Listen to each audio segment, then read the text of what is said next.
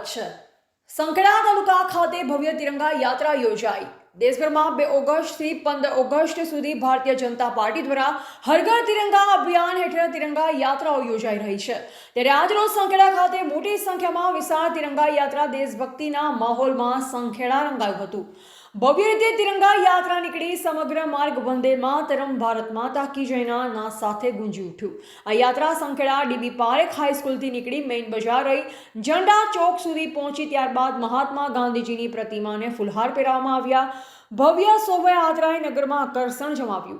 યાત્રામાં દેશભક્તિની લોકોમાં જુવાળ જોવા મળી। ખૂબ મોટી સંખ્યામાં લોકો આ તિરંગા યાત્રામાં જોડાયા। ભારત માતા કી જય અને વંદે માતરમના નારાઓથી નગર ગુંજી ઉઠ્યું હતું। તિરંગા યાત્રાની સાથે સ્વચ્છતાના સંદેશ પાઠવવામાં આવ્યા હતા।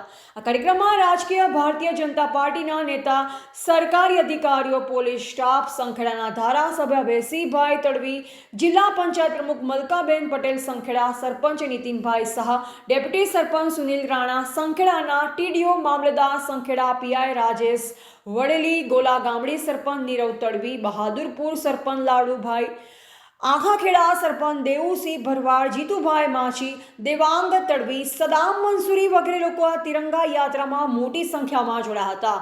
Bureau report Munnabhai, Sankheda. ખેડા ખાતે ડીબી પારેખ હાઈસ્કૂલથી લઈને અહીંયા ઝંડા ચોક સુધી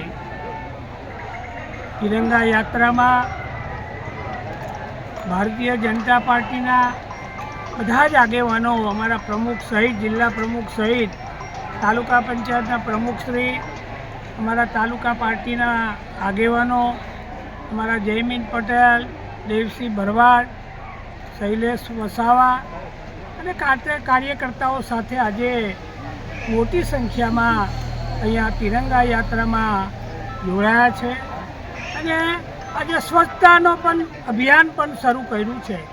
એને લઈને આજે બધા ખાસ આપણે સંદેશો પણ એવો છે કે ભાઈ સેનાના જે આપણા સેના જે લશ્કરી જવાનો છે એને બોર્ડર કક્ષાએ એ લોકો બરાબર અને મનોબળ પૂરું પાડીએ અને તિરંગાનું માન શાન રાખીએ, એ જ આજે અહીંયા આપણે બધા સાથે મળીને તિરંગા યાત્રા કાઢી છે। ભારત માતા કી જય। રોજ હર ઘર તિરંગા યાત્રા સંખેડા ડીબી પારેખ હાઈસ્કૂલથી લઈ ઝંડા ચોક સુધી આજે અહીં તિરંગા યાત્રા કરવામાં આવી છે।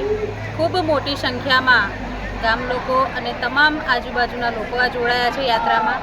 હર ઘર તિરંગા યાત્રા અને સાથે જ સ્વચ્છતા અભિયાન ગાંધી બાપુની પ્રતિમા સુધી અહીં કરવામાં આવ્યું છે। અહીં ચોગારની સ્વચ્છતા પણ કરવામાં આવવાની છે। સાથે સાથે સરહદ ઉપર જે આપણા ભારતીય સેનાનીઓ આપણા માટે જે લડી રહ્યા છે એમને પણ ઉત્સાહ અને પ્રોત્સાહન મળે, એ અંતર્ગત આજે હર ઘર તિરંગા યાત્રાનું અહીં સંખેડા મુકામે આયોજન કરવામાં આવ્યું છે।